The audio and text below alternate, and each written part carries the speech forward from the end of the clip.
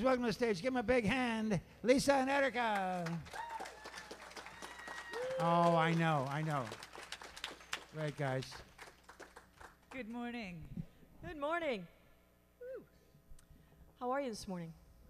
Great. It's like another gorgeous day in Southern California. Woo. Yeah. So we're going to share a song that's fairly new. It's just like a couple of months old. And in the season of giving and growing and feeding, it's a song called Grow Your Joy, Feed the World. How about that?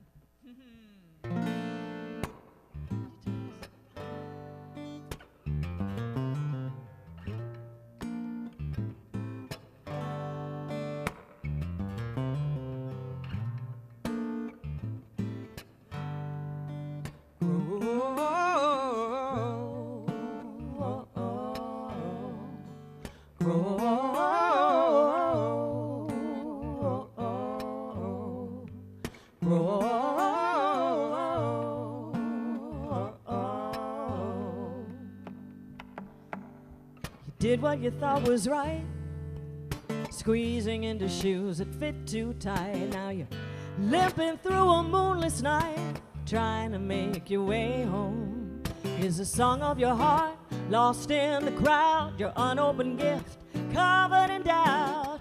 Why are you waiting to let it out?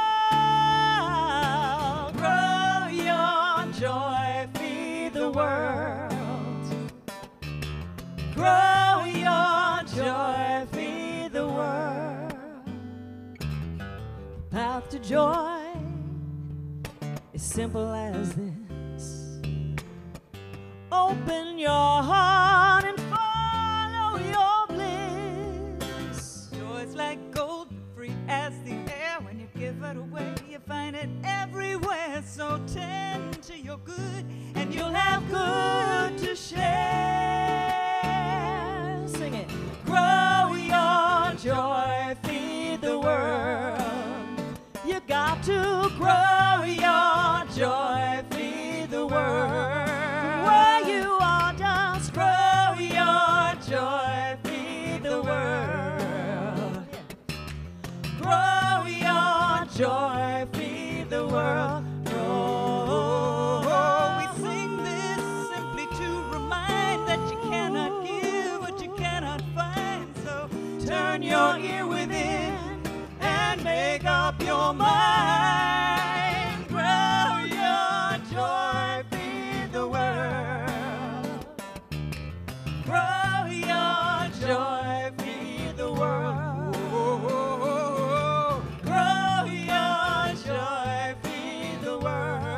You know you want to Grow your joy, feed the world. Grow. We sing this simply to remind that you cannot give what you cannot find. So turn your ear within and make up your mind. Grow your joy, feed the world. Grow your joy, feed the world. Grow your joy, feed the world. Grow your joy, feed the world. Grow your joy, feed the world. Grow your joy, feed the world. Grow.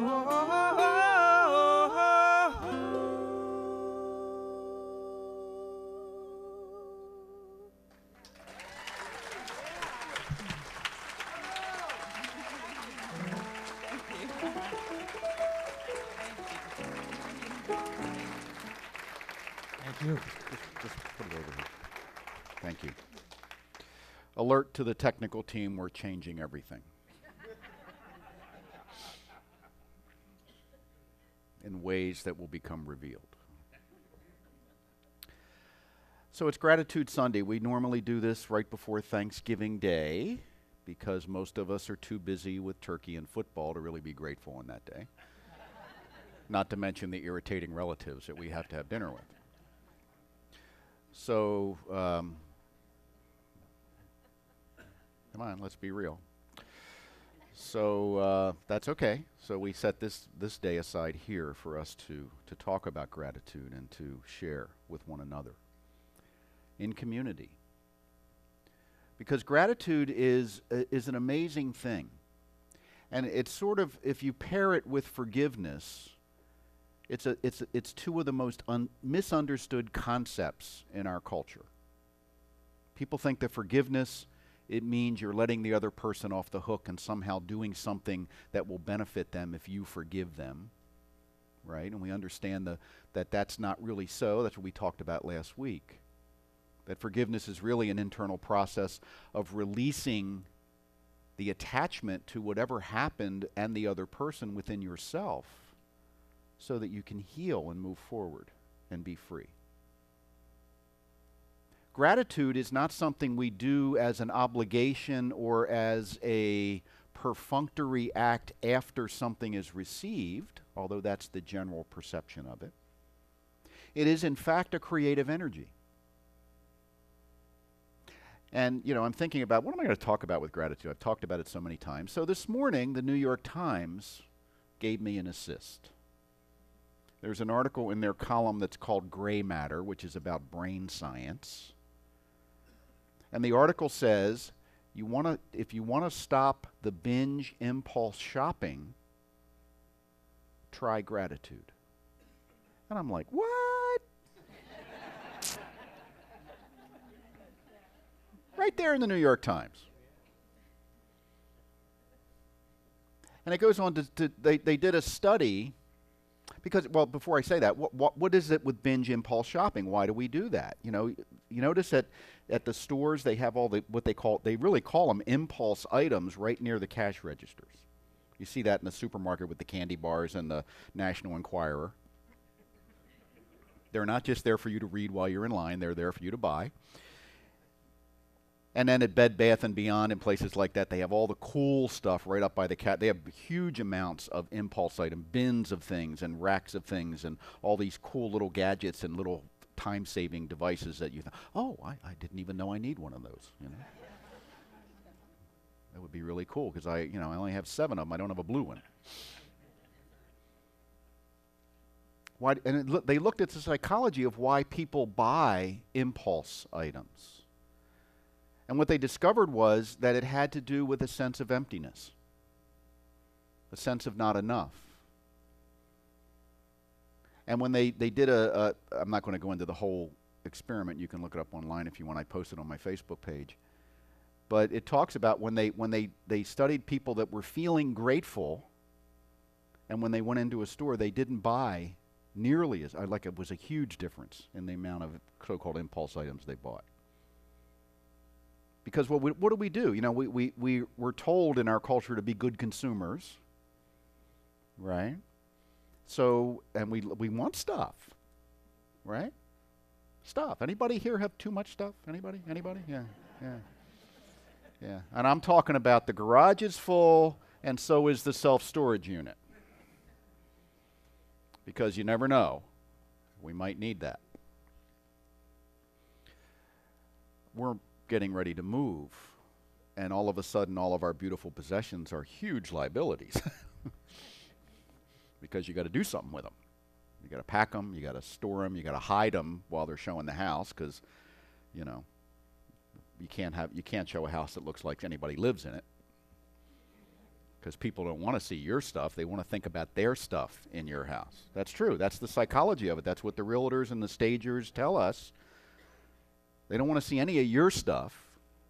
You don't want them thinking, oh, that's a cute picture of their daughter. You want them thinking, oh, what would a picture of my daughter look like there? And you want to create space, the illusion of spaciousness. See? Because people want to feel, oh, we're moving into a new space that we can make our own and put all of our stuff in it. So impulse items are those things that are there while you're waiting in line that you might buy. And in fact, for many retailers, they're the most significant part of their profit. Which is not I'm not saying that's wrong. I'm just saying that's kind of the way it works. Target's really good at that. You know, you have stuff on both sides of the aisle while you're waiting for the, you know, including like tools and things. And that really applied to the masculine guy. Hey, look, hardware, you know. You know, I got 12 wrenches, but that's a nice looking wrench. You know. Now look, there's the gizmo section. You know, we all love gizmos. So what do you do with the gizmo? You use it once and you forget where you put it.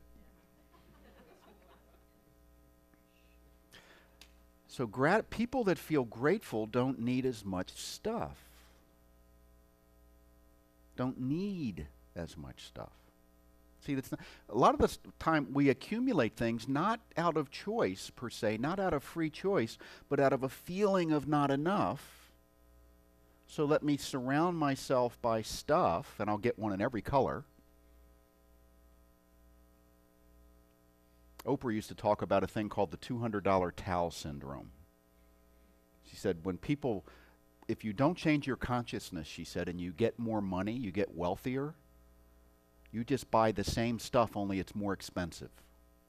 You start out with the $5 towels, you know, at Kmart when you're just starting out, and then you're doing a little better and you start going to Macy's and getting the $25 towels.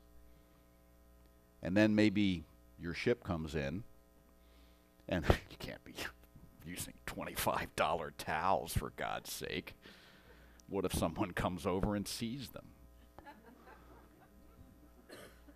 So you go to, I don't know, Neiman Marcus and get the $150 towels, and then those become, you know, inappropriate. So you have handmade in Thailand towels that are made of a combination of the finest yak fur and baby's tears.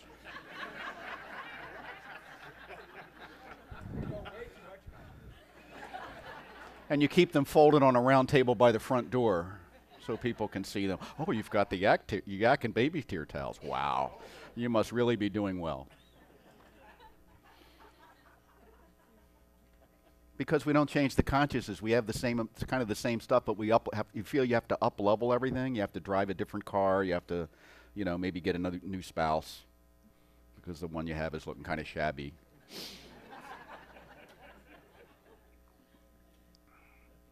So gratitude is that creative energy that when we feel grateful for what we have, yes, but not, you know, what I see a lot of times on social media or messages and other places or messages, you should be grateful for what you have. Okay, when you see the S word, the should, you should go into red alert because there's probably someone trying to throw guilt at you. You ever know anybody in your life that's a guilt thrower? You know, they try to make you feel guilty. Just don't be a guilt catcher and you'll be fine. But it's like you should be happy with what you have. And the person saying that usually has more than you do. You know, Oprah telling me I should be happy with what I have. Well, I'd be happy with what Oprah has, you know.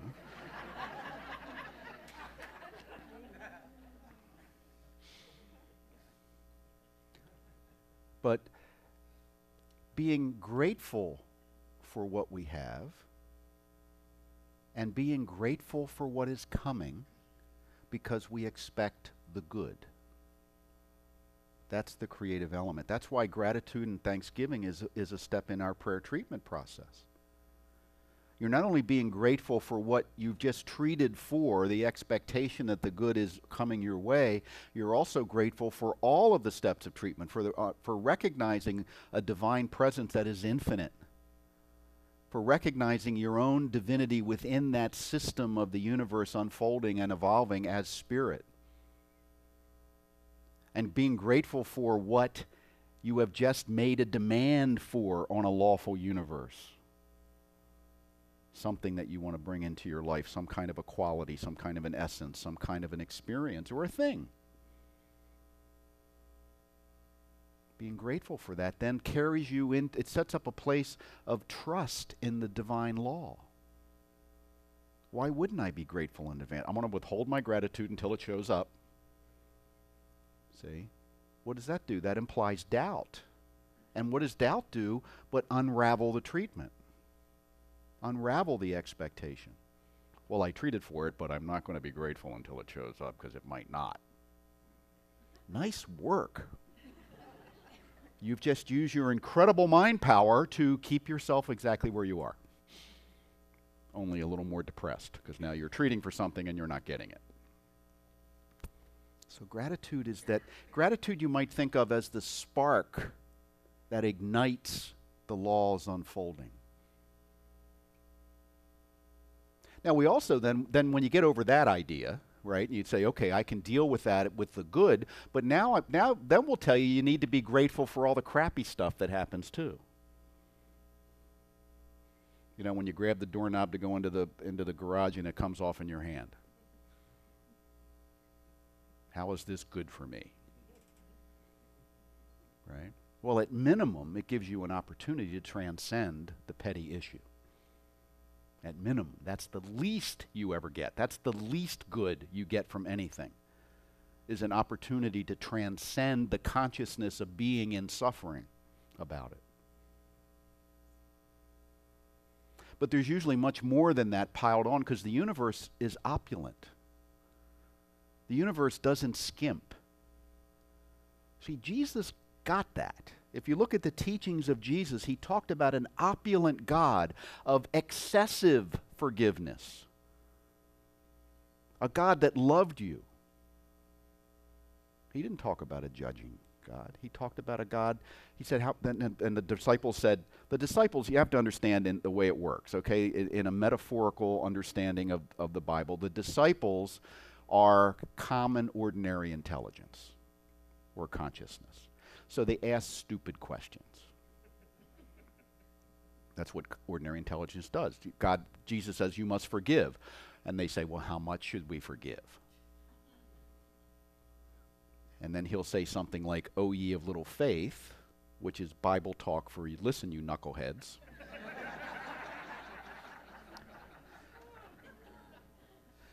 You should forgive 70 times 7. And they're like, whoa, that's a lot.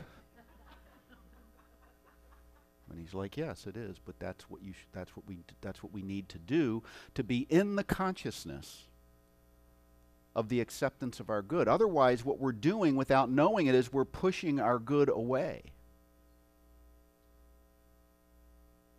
We're essentially telling the universe when we're not in gratitude, I don't want good in my life. I'd rather be upset. I'd rather feel shortchanged. I'd rather complain. I don't want to give up my license to complain. Matter of fact, there's people planning to move to Florida and do it full time. They call it retirement. Only 342 more days till I move to Florida and complain about the government full time.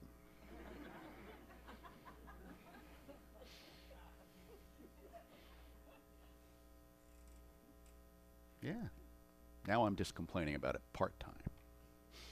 But I'm stepping up my game. You know, that's what, isn't it interesting? I think I shared last week when I talked to my grandmother when she was in a nursing home right before she passed. She was 87, and I said to her, Nana, what is it like to be old? And she said, you just become more of what you are. You no longer can pretend you're something else. And she was a loving woman, and she became more of a loving woman. There are other folks that get to that age and they just become very bitter. They can't hide the bitterness. They can't hide the anger. They can't hide the disappointment anymore, or they don't want to.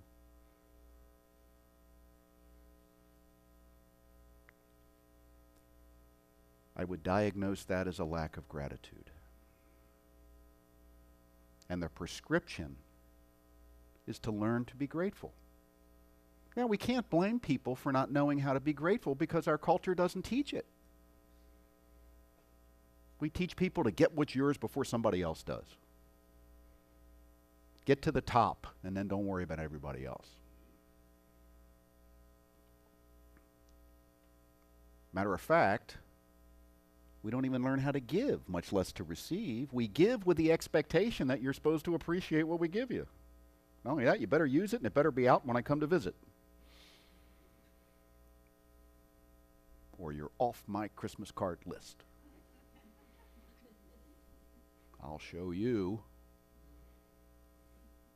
Right? Don't we do that? Did you ever get really disappointed when someone didn't appreciate a gift you gave properly? You say, well, that's normal, right? Well, it's normal, but it's highly dysfunctional. Because that means you didn't give a gift. You gave an entanglement.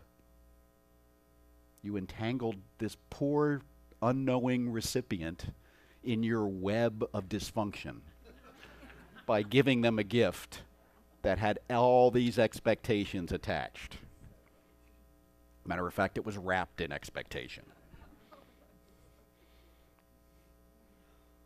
They didn't show any appreciation at all. After all I did, I got on Amazon and ordered that on a dial-up modem.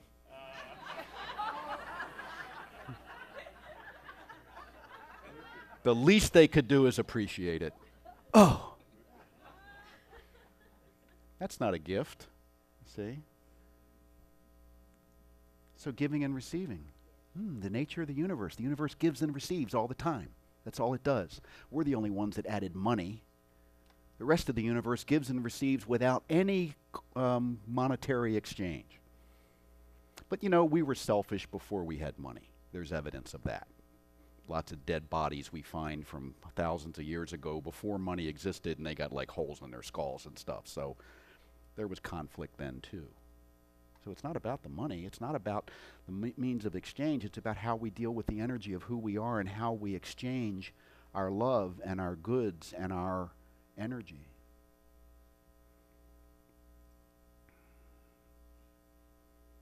And when I say, what are you grateful for, we can all rattle off a list of stuff we're grateful for. And that's good. But again, as I mentioned in the meditation, how often do we really focus on that? How often is our intention when we begin something to be in gratitude? To go into the store to do your holiday shopping in gratitude, without knowing maybe what you're going to get or what you're going to find or whether you'll get a parking space near the front door.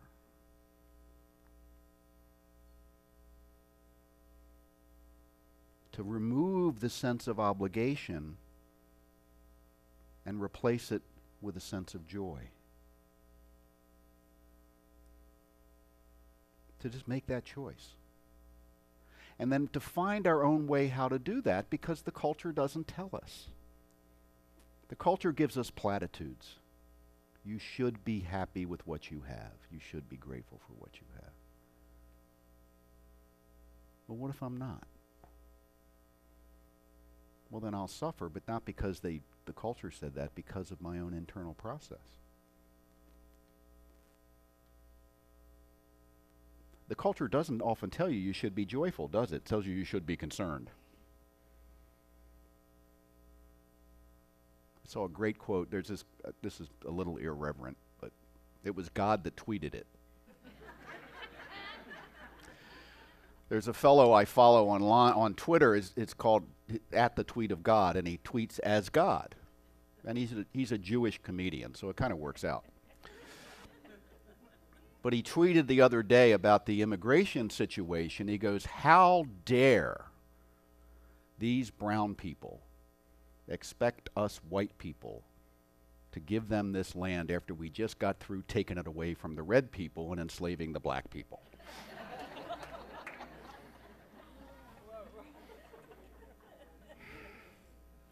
Now there's a perspective that makes you think, well, the laws of the land, which were created during all that stuff, right? This is all just made up, as, by the way, is racial identity. It's all just made up, and we get so excited about it and so protective because there's so much about this amazing land that we're not grateful for.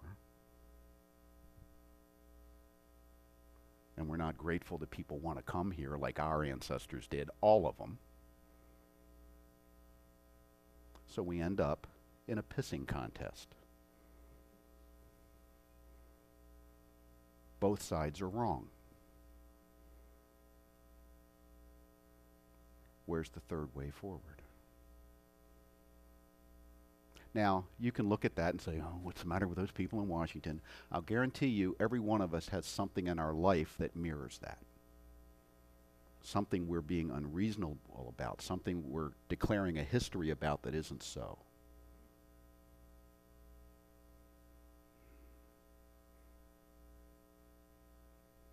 Like those poor Native Americans that invited those Puritans to dinner. They didn't know what they were getting into. Guess who's coming to dinner? Pass the cranberry sauce. So what am I grateful for? I'm grateful for you. Because you mirror back to me all the stuff I got to work on. Especially this one.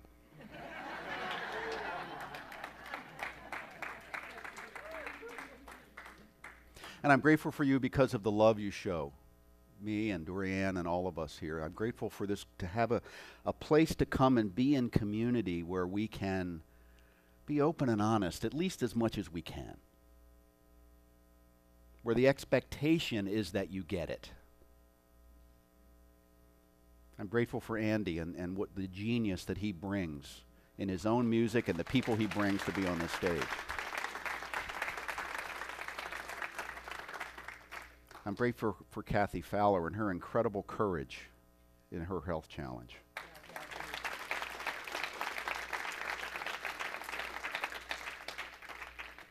I'm grateful for Skip, who showed up one day and said, hey, would you like to live stream here? Yeah.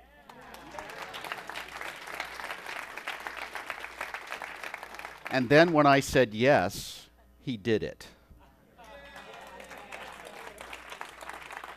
And he put together a team of people that are so dedicated and so much here and present and doing, you know, if you look at, here's what I invite you to do this week, is in your spare time, is get on YouTube and look at some of the different live streams from some of the centers in our organization, some big ones. Nobody puts a better product up than we do.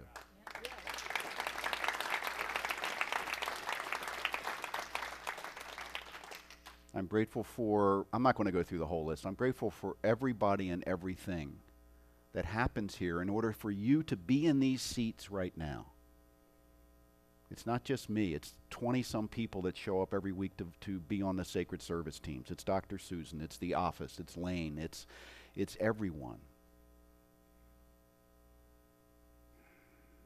That's a community.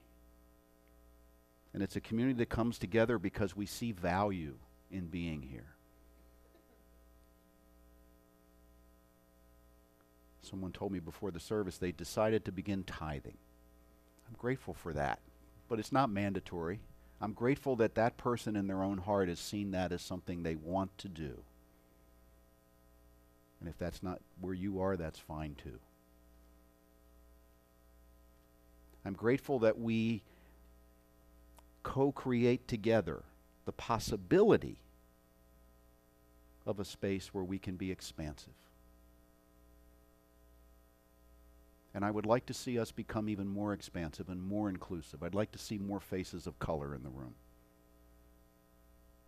I'd like to see a vibrant gay and lesbian group in this organization, in our center.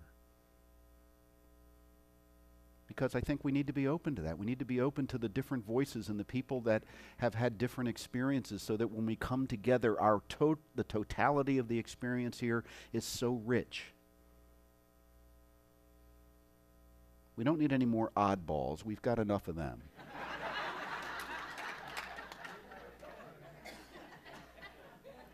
Although we welcome more, but we've got a whole bunch of oddballs, you know. Really. You know, if most of you walked into a Presbyterian church, they wouldn't know what to do with you. You believe what? And I want to hear a little bit, we all want to hear a little bit about what you're grateful for. So I'm going to invite whoever wants to come up here to come up and speak into the microphone and share briefly one thing that you're grateful for. And if anyone would like to do that, and what you can do as you want to come up is maybe come up, the next person be kind of in the aisle ready to come up, so we don't have a lot of, and we'll just come on up, and as many of you as want to share can share. So come on up, Chris.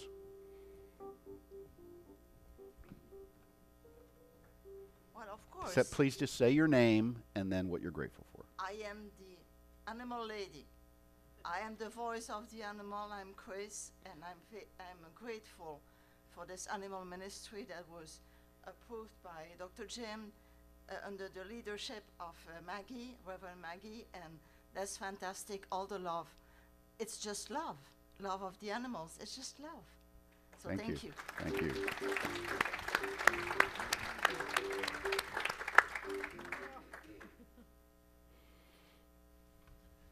I am so grateful for you and for Dorianne and the time that we had with you.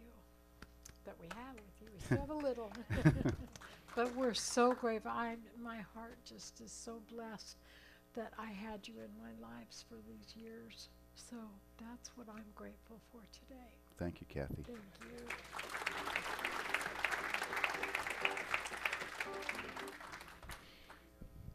Well, you know your way around up here, right? I do. I've been doing it a few times. And I'm so grateful for Dr. Jim and Dorianne and this incredible spiritual community.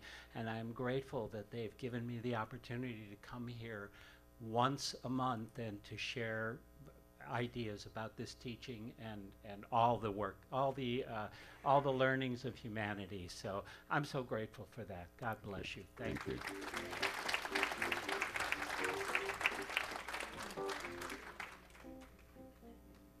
Okay.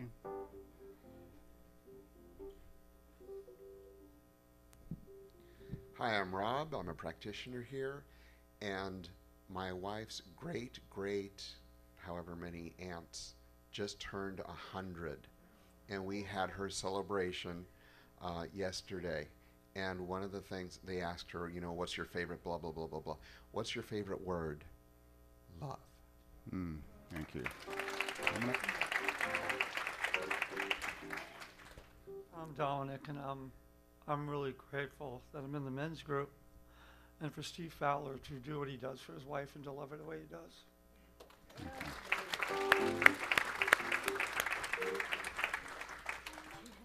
Yeah, just a little.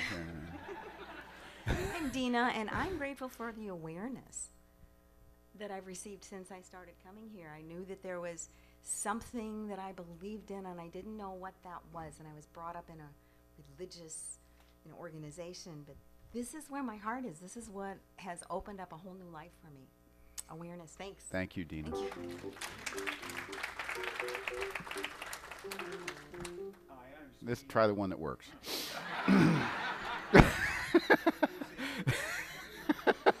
Hi, I'm Steve, and I'm grateful for one thing. You've got to be kidding me.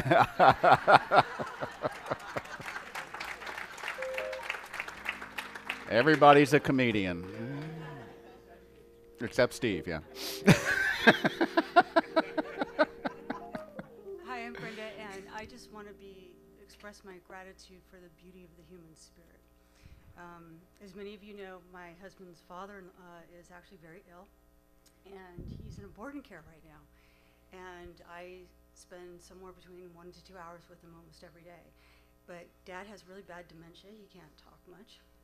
But his favorite thing to do is hold your hand. And I so am enamored with the beauty of those moments that I get to have with him holding his hand, because it's all about basic human spirit connection, love.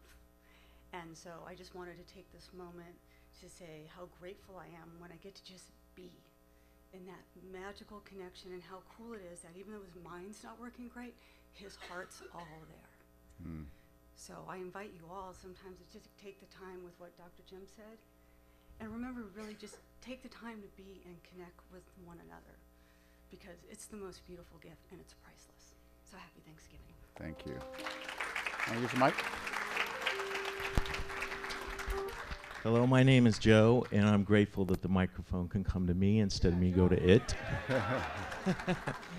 I'm great. I've been a member of attending this church for 28 years, and the reflection in everybody's eyes and the chance to evolve and grow.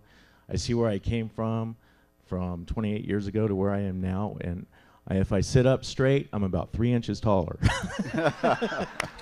But anyway, I'm thankful for Dr. Jim and Dorianne for giving this church a chance to realize itself. Because as soon as we realize ourselves and we go for it, and we just put it into motion, things will happen. Thank you. Thank you. That's how we're going to do it. We have a traffic jam here, so that's okay.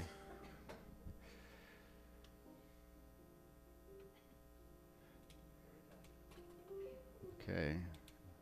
They didn't cover this in the minister's manual, so I'm going to just wait for it to unfold. Yeah.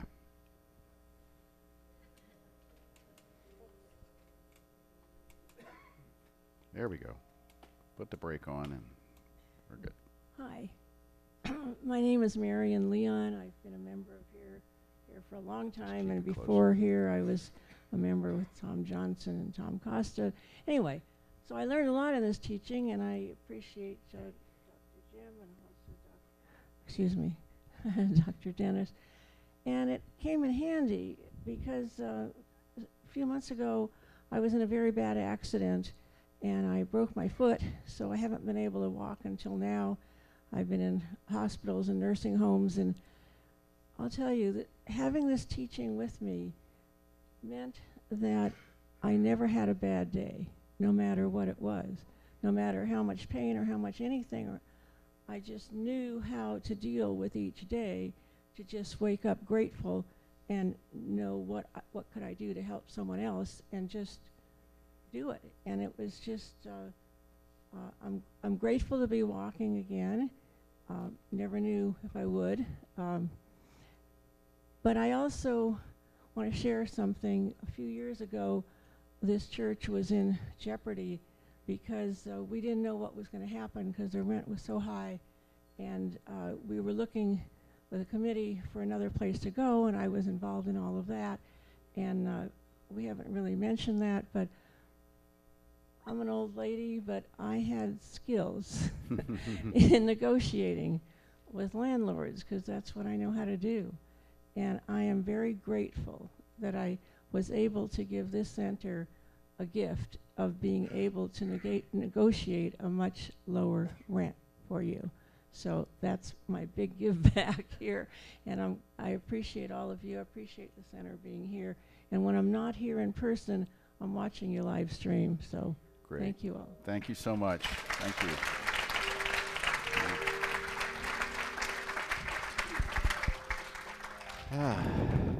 Okay, Jerry? This one? Yes, that's fine. I'm one of the Jerrys. Jerry Jr. I used to be little Jerry, now I'm bigger Jerry, and my mother's the centenarian you all celebrated a couple weeks ago. I'm grateful that this is a safe place. I'm glad that Jim mentioned people of color, a lesbian and gay community that we want to welcome. This is a safe place. It just says love and safety. And I think you're safe to be stupid here. You're safe to believe what you want to believe here. And you're safe not to believe what you don't want to believe here. And that's what I'm grateful for, not to mention this and this and this. Thank you. Thank you, Jerry.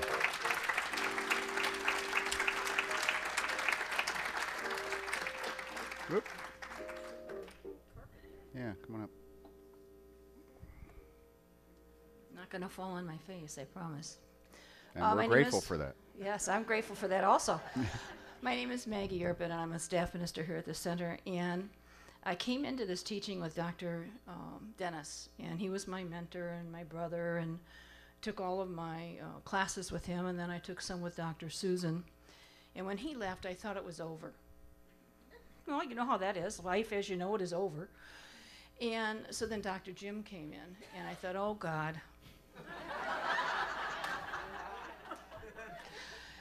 And didn't see, for a while as to his incredible genius, and fought it for a while, and then I realized that he was really taking this center to the next level and helping us to learn how to fly on our own. And I want to say I'm grateful for that. Thank you. Because he helped us to learn how to fly. And I know that the next person coming in because of that and our hearts are open, are going to take us to another level. And that's what I'm grateful for. Thank you. Thank you, Maggie.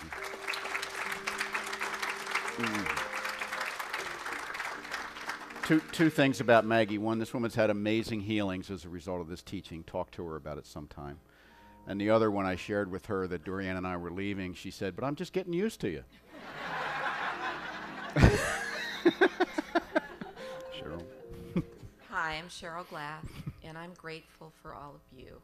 I'm grateful for this spiritual community, and you're my spiritual family, and grateful for knowing that we are going to move into the next phase to something beautiful with just the right person to show up for us as our next pastor. Thank you.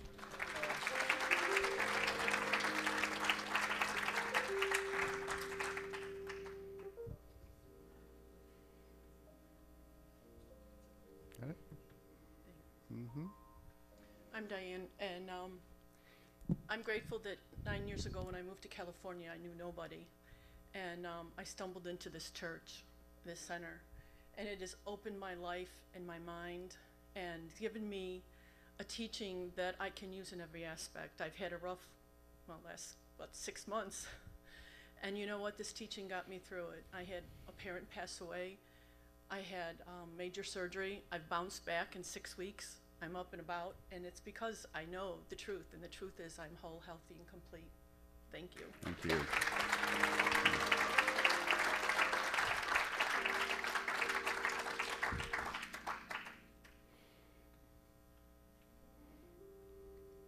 Hey there.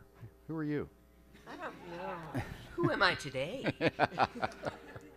Hi, I'm Carol Nielsen. I'm also a staff minister here at our beautiful, beautiful center. And I believe last year at this time I came up here and said, I am grateful that I'm home. And I am grateful that I'm home. The number one thing I'm grateful for in my life is God. Number two is this center. Number three, this man who has opened my life in so many different ways. I love him with all my heart, and I will miss him with all my heart. And I'm open to what's coming, but I declare right here, right now, I love Dr. Jim Lockard with all my heart and soul.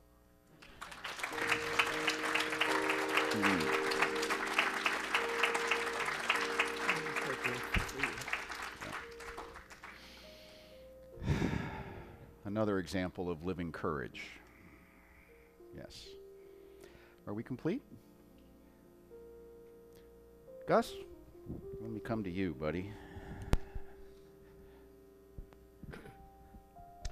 My name is Gus Chandler, and back in 2006, I've been coming here for about 15 years or something like that, and my wife, Betty, my first wife, and anyway, she passed away in 2006, but the last year of her life was amazing in the sense that we would come here every week, and the love and support that the people here gave her every week. I just felt so blessed. And really, the best year of my life with Betty was the last year, because so much love was demonstrated through the people in this church to her and me too. It was just so amazing. I was so grateful. I was so grateful, and I don't know how to. I really don't know how to express it, but I felt like I wanted to say that, and then after Dennis left, I was thinking, how could it be any better? But with Dr. Jim here, I love him, and I'm gonna miss him, and I'm trying my best to believe that whoever comes is gonna be making me laugh and as much as he has. Anyway. Thank you, Gus.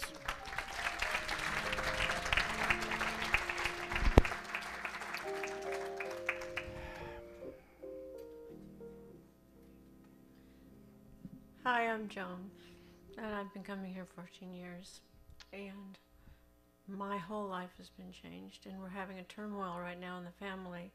And before I came here, I didn't know how to meditate, and if it wasn't for that, I wouldn't be able to get through this. And I love you, Dr. Jim. I'm going to miss you a lot. Thank you, dear. And thank you, everybody, for all the things that you said. I feel the same way.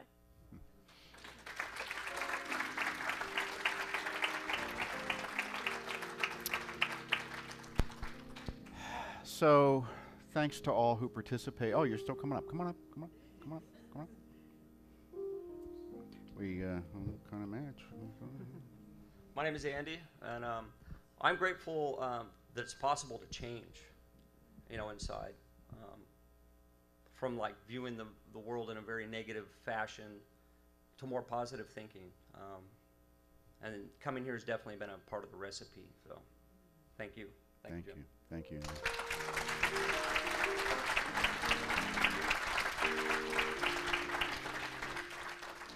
So just turn to the person next to you and say, thank you for being you.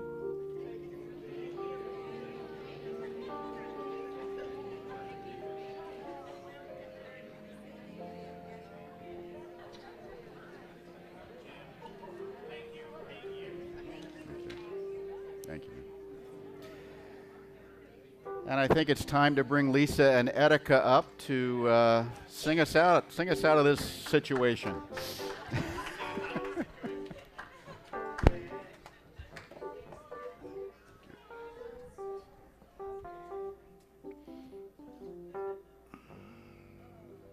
Wow.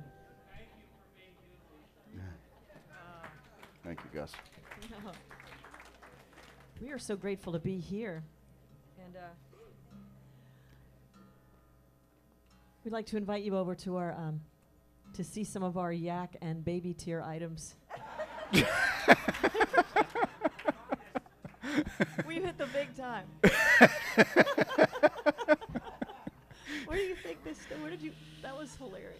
They've been prayed over for 30 years by virgin nuns in the Himalayas. I'm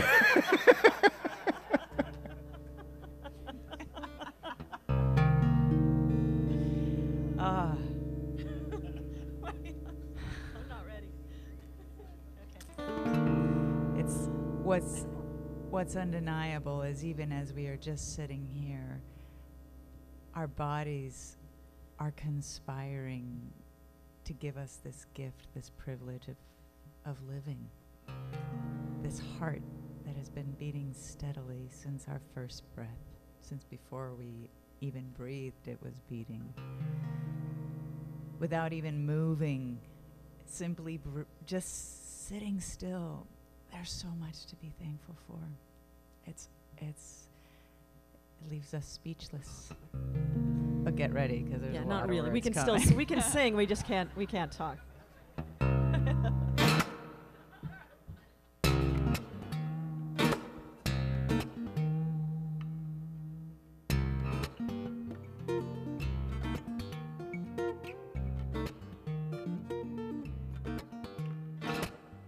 Certainty's like clutching what you know inside your fist, like there's no room to question what might loom beyond your wrist. It's the comfort of right angles, the ease of solid lines. It's the emptiness of a lonely box and the space that it defines. Oh, oh, oh, oh, oh.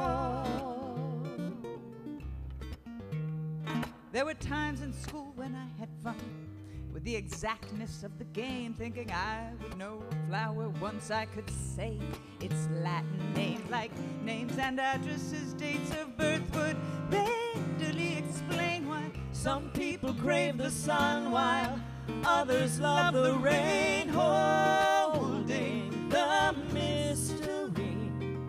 Step into the river and feel eternity as the sun will rise and the rain will fall. May I begin each day with gratitude and awe.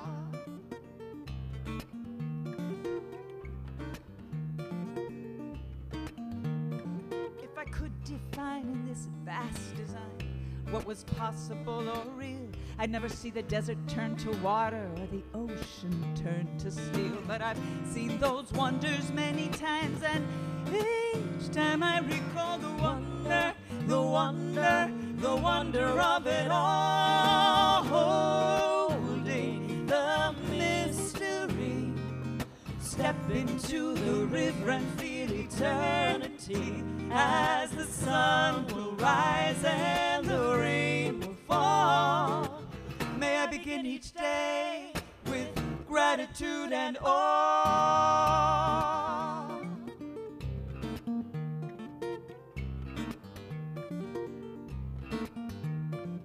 If we're not in awe, we're not paying attention. If we're not in awe, we're not paying attention. If we're not in awe, we're not paying attention.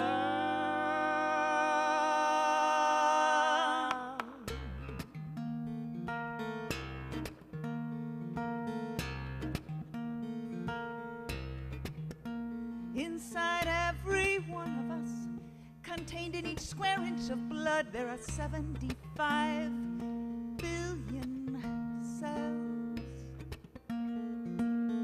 75 billion cells functioning on our behalf, so that we may simply be. I think of that as a conspiracy of life.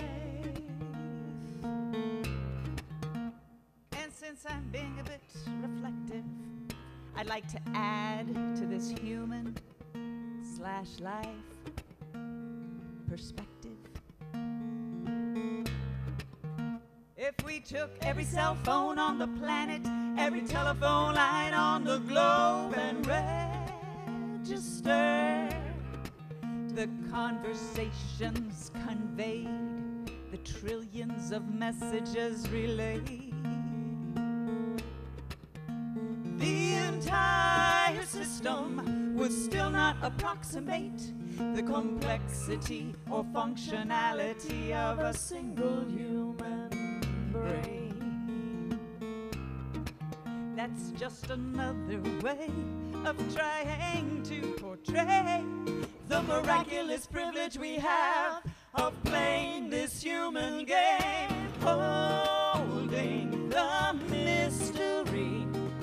Step into the river and feel eternity as the sun will rise and the rain will fall. May we begin each day with gratitude and awe, holding the mystery. Step into the river and feel eternity as the sun will rise and the rain will fall. May I begin each day with gratitude and awe. May we begin each day with gratitude and awe. May we begin each day with gratitude.